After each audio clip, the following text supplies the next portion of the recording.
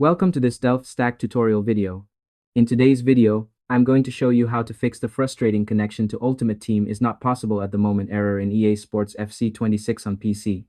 Whether you're trying to jump into FUT for a quick match, or you just want to reconnect and play without annoying interruptions, this simple step-by-step guide will walk you through everything you need to know.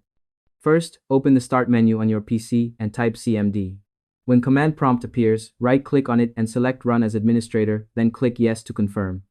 Once the command prompt window opens, type ipconfig, release and press enter. After that, type ipconfig and press enter again. Next, type ipconfig.flushdns and press enter. This step helps clear out any network cache issues that might be blocking the connection.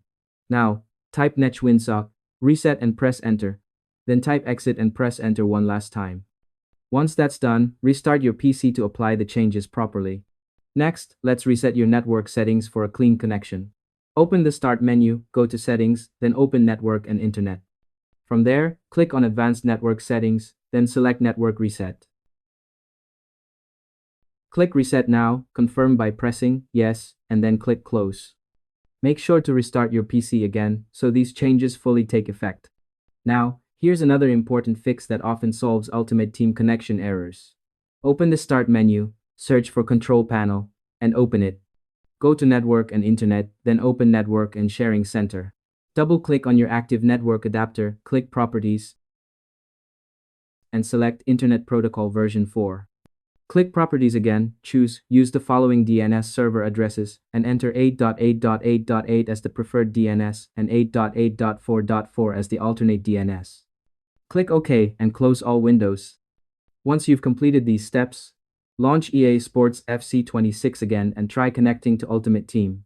You should now be able to reconnect to FUT smoothly, without errors. It's also a good idea to keep your game and EA app fully updated to avoid future issues.